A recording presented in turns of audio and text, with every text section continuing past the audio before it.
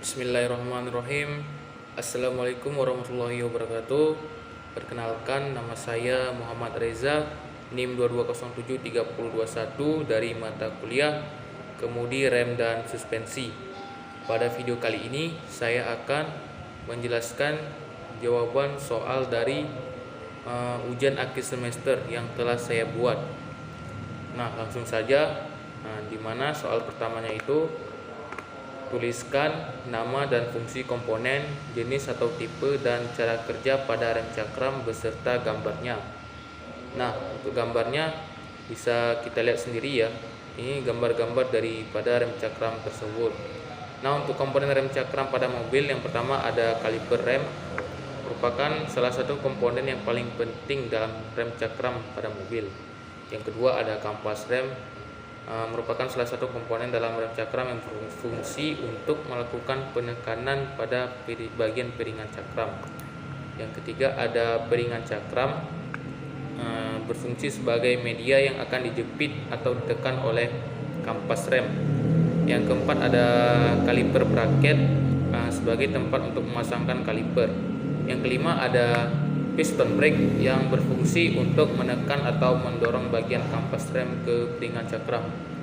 Selanjutnya yang keenam ada seal piston, berfungsi untuk mencegah terjadinya kebocoran minyak rem yang bisa mengalir pada saat kuas rem sedang diinjak. Yang ketujuh ada master cylinder yang akan bekerja dengan mengubah gerakan mekanis pada bagian pedal rem menjadi tekanan hidrolik. Yang kedelapan ada reservoir tank, merupakan komponen rem cakram yang berfungsi untuk menampung minyak rem cadangan yang biasanya terpasang secara menyatu. Yang kesembilan ada brake fluid sebagai media pengantar yang mampu menghasilkan tenaga dorong dari pedal rem ke bagian kaliper. Yang ke-10 ada booster rem, berfungsi sebagai assist yang bisa membantu meringankan tenaga penekanan pedal rem. Yang ke-11 ada selang hidrolik, merupakan salah satu komponen inti yang ada dalam rem cakram. Yang ke-12 ada pedal rem, berfungsi untuk membantu mengaktifkan sistem pengereman sebuah kendaraan. Nah, untuk jenis-jenis rem cakram sendiri itu yang pertama ada rem cakram ventilated atau vented, yang kedua ada rem cakram solid atau non vented, yang ketiga ada rem cakram floating atau floating rotor, yang keempat ada rem cakram percobaan atau slotted rotor, yang kelima ada rem cakram berlubang atau drilled rotor. Nah, untuk cara kerja rem cakram sendiri, yang pertama saat pedal rem diinjak, pergerakan piston kemudian akan mendorong kedua kampas rem bergerak dan mengunci piringan cakram yang berputar, sehingga cakram akan berhenti berputar dan kendaraan akan perlahan melambat dan berhenti. Yang kedua, saat pedal rem dilepas. Setelah pedal rem dilepas, maka tekanan hidraulis yang terdapat pada sistem rem sebelumnya menjadi hilang. Akibatnya kampas rem tidak lagi memiliki daya tekan terhadap cakram rem dan membuat cakram kembali berputar. Nah, untuk soal selanjutnya, soal nomor 2, di mana tuliskan prinsip kerja, nama dan fungsi komponen serta cara kerja pada booster rem dan servo udara. Berikut adalah langkah-langkah prinsip kerja booster rem. Pertama, ketika pedal rem ditekan, saat pengemudi menekan pedal rem, tekanan vakum atau hidrolik dari mesin atau sistem hidrolik kendaraan diterapkan pada bagian dalam booster rem. Yang kedua, menciptakan tekanan hidrolik tambahan. Saat diafragma bergerak ke arah ruang vakum atau hidrolik, tekanan vakum atau hidrolik di dalam booster rem berkurang, menciptakan tekanan hidrolik tambahan yang digunakan untuk mengaktifkan sistem rem. Yang ketiga, mengurangi kekuatan yang diperlukan untuk menekan pedal rem. Tekanan hidrolik tambahan yang dihasilkan oleh booster rem mengurangi kekuatan yang diperlukan untuk menekan pedal rem. Yang keempat, melepaskan pedal rem. Setelah pengemudi melepaskan pedal rem, diafragma kembali ke posisi awal dengan bantuan pegas kembali, dan tekanan vakum atau hidrolik di dalam booster rem kembali normal. Nah, untuk fungsi-fungsi komponennya sendiri itu yang pertama ada unit piston. Unit piston dipasangkan diafragma, di mana bila terjadi perbedaan tekanan maka piston akan bergerak ke kanan untuk menimbulkan tekanan dengan jalan menggerakkan piston hidrolik di dalam sistem hidrolik. Kedua ada tabung silinder, berfungsi untuk menempatkan piston tenaga dan juga sebagai tempat untuk ruang perbedaan tekanan antara ruang vakum dan ruang udara. Yang ketiga ada unit katup relay. Komponen ini digerakkan langsung oleh tekanan hidrolik dari master cylinder yang terdiri dari piston katup relay atau relay valve piston. Nah, fungsi utama dari komponen booster rem adalah untuk membantu pengemudi dalam menghasilkan tekanan hidrolik yang diperlukan untuk mengoperasikan sistem rem dengan mudah. Nah, untuk cara kerja booster rem dan servo udara. Yang pertama, tekanan vakum. Booster rem biasanya menggunakan tekanan vakum yang dihasilkan oleh manifold intake mesin. Ketika mesin berjalan, manifold intake menghasilkan tekanan negatif di dalamnya. Yang kedua, vakum di dalam booster rem. Tekanan vakum dari manifold intake dikirimkan ke dalam booster rem melalui selang vakum. Nah, yang ketiga, pemumpaan pedal rem. Ketika Anda menekan pedal rem, tekanan hidrolik yang diterapkan pada master cylinder juga akan menghasilkan tekanan di dalam ruang tekanan di dalam booster rem. Yang keempat, perpindahan diafragma. Tekanan vakum dari manifold intake dan tekanan hidrolik dari master cylinder bekerja bersama-sama untuk memindahkan diafragma di dalam booster rem. Yang kelima, perbandingan area. Saat diafragma bergerak ke arah ruang vakum, perbandingan area antara ruang tekanan dan ruang vakum akan berubah. Yang keenam, pengiriman gaya pengiriman. Gaya pengiriman yang diperkuat oleh booster rem akan dikirimkan ke sistem pengiriman melalui master cylinder.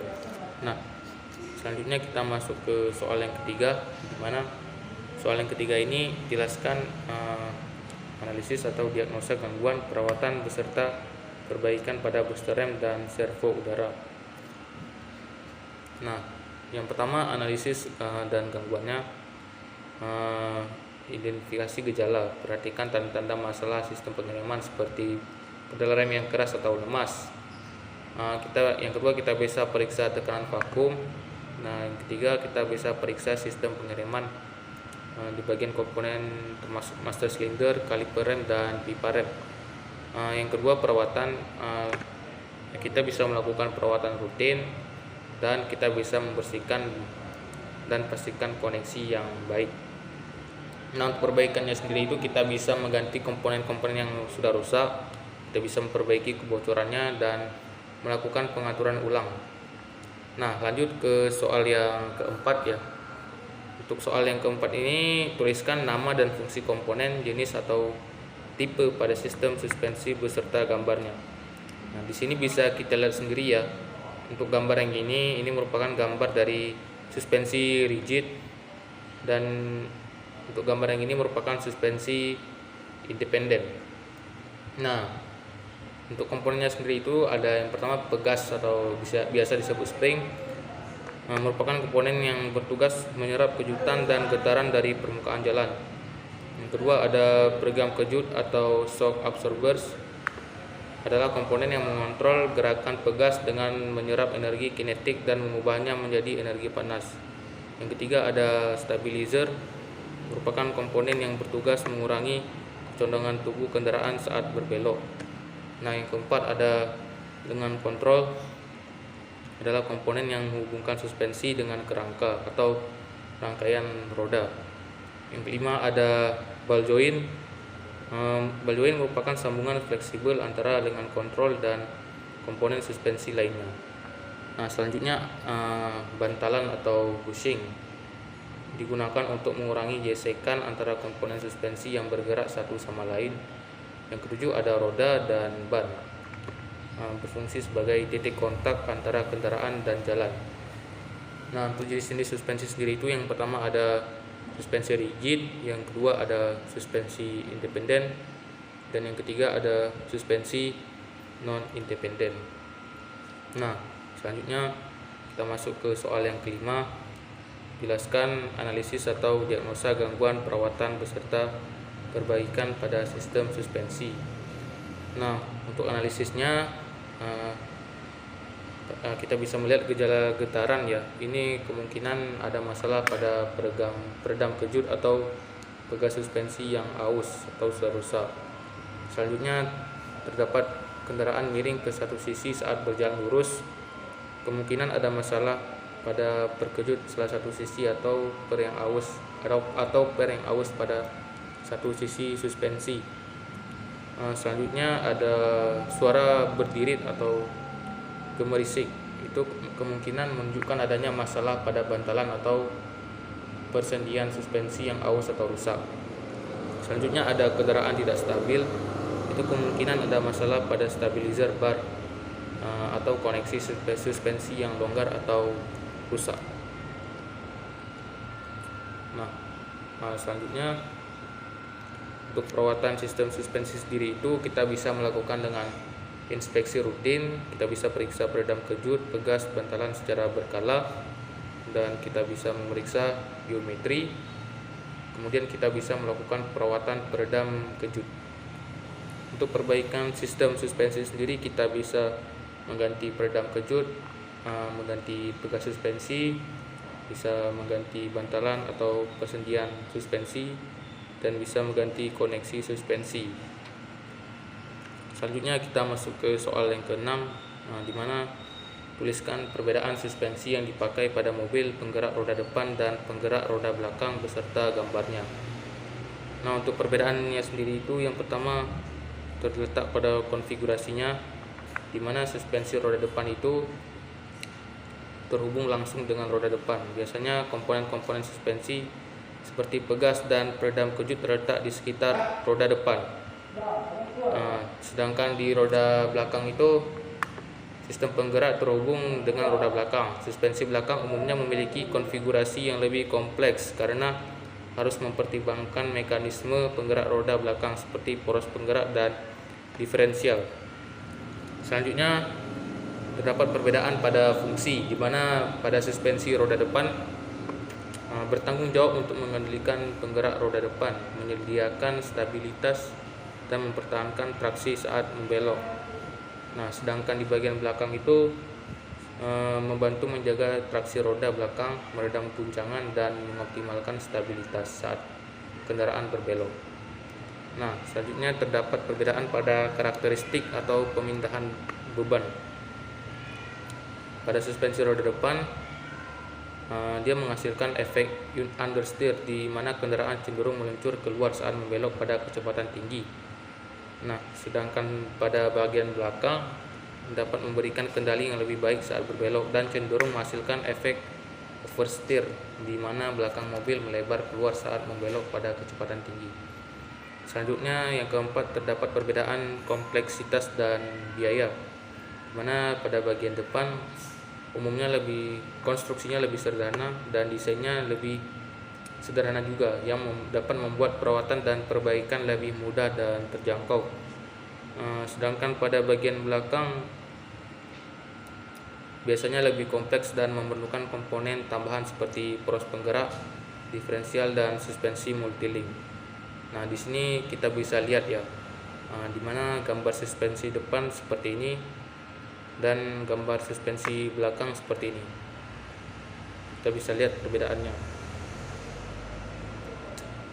Lanjut ke soal yang nomor 7, di mana tuliskan nama dan fungsi komponen dan jenis atau tipe beserta cara membaca kode pada roda. Untuk komponennya sendiri itu yang pertama ada velg, merupakan bagian roda yang berfungsi sebagai tempat dudukan ban. Yang kedua ada ban, adalah bagian dari roda yang menyentuh permukaan jalan. Ban terbuat dari karet yang tahan aus dan memiliki tapak yang sesuai dengan kebutuhan kendaraan. Yang ketiga ada bearing, yang berfungsi untuk mengurangi gesekan antara velg dan as roda, sehingga roda dapat berputar dengan lancar. Yang keempat ada cakram rem. Cakram rem terletak di sebelah dalam velg dan berfungsi sebagai tempat pengereman pada roda ban depan. Yang kelima ada rantai atau as roda, merupakan bagian yang menghubungkan velg dan bearing. Selanjutnya ada spindle, merupakan bagian yang menghubungkan as roda dengan sistem suspensi. Berikut adalah beberapa jenis roda dan ban yang biasa digunakan pada kendaraan. Pertama ada ban bias, yang kedua ada ban radial, yang ketiga yang sering kita jumpakan juga yaitu ban tubeless, yang keempat ada ban nurun flat, yang kelima ada ban winter. Selanjutnya cara membaca kode pada roda. Yang pertama cara membaca kode pada ukuran ban. Di sini kita ambil contoh di mana kodenya itu 205/55 R16, dimana untuk 205 ini merupakan lebar ban dalam milimeter, dan untuk 55 ini adalah rasio aspek. Nah, sedangkan 16 ini merupakan diameter velg dalam inci, jadi 16 inci itu. Nah, untuk cara membaca kode pada ukuran velg itu di sini kita ambil contoh 16 kali 7J, di mana 16 ini merupakan diameter velgnya merupakan 16 inci dan 7J ini merupakan lebarnya ialah 7 inci. Nah, masuk ke soal ke-8, di mana soal ke-8 ini merupakan jelaskan analisis atau diagnosa gangguan perawatan beserta perbaikan pada roda. Nah, gangguan pada roda sendiri itu yang seperti yang sering kita temukan ya dalam kehidupan sehari-hari, itu ban kempes atau bocor itu merupakan hal yang umum ya. Kita bisa menambalnya atau menambahkan angin. Selanjutnya ban aus tidak merata, di mana penggunaan ban yang tidak merata dapat mengakibatkan kausan yang tidak merata pada permukaan ban. Kita bisa menggantikan dengan ban yang baru. Selanjutnya terdapat velg yang rusak atau retak, atau bisa juga terjadinya velgnya baling ya. Nah, untuk selanjutnya kita masuk ke perawatan rutin pada roda. Kita bisa meriksa tekanan ban, apakah tekanan bannya itu tekanan anginnya itu sudah sesuai atau terlalu kempes. Jika kempes kita bisa menambahkan anginnya. Nah, yang selanjutnya rotasi ban. Kita bisa melakukan rotasi ban secara teratur, dapat membantu mencegah keausan yang tidak merata dan memperpanjang umur ban. Nah, selanjutnya bisa melakukan pengecekan dan pembersihan velg. Periksa velg secara berkala untuk memastikan tidak ada kerusakan atau tanda-tanda keausan yang signifikan. Selanjutnya, perbaikan dan pemeliharaan pada roda. Penyetelan baut dan mur. Pastikan baut dan mur pada roda sudah terpasang dengan benar dan kencang. Pergantian bearing. Jika terjadi kebisingan, getaran atau ketidakstabilan pada roda, kemungkinan ada masalah dengan bearingnya. Dalam hal ini perlu melakukan pergantian bearing. Nah, selanjutnya ada pergantian ban. Jika ban mengalami kerusakan yang tidak dapat diperbaiki atau sudah mencapai batas keausan, segeralah lakukan pergantian dengan ban yang baru dengan sesuai spesifikasi kendaraan. Nah, mungkin inilah hasil dari jawaban ujian akhir semester kemudi rem suspensi saya. Lebih dan kurang saya mohon maaf. Wassalamualaikum warahmatullahi wabarakatuh.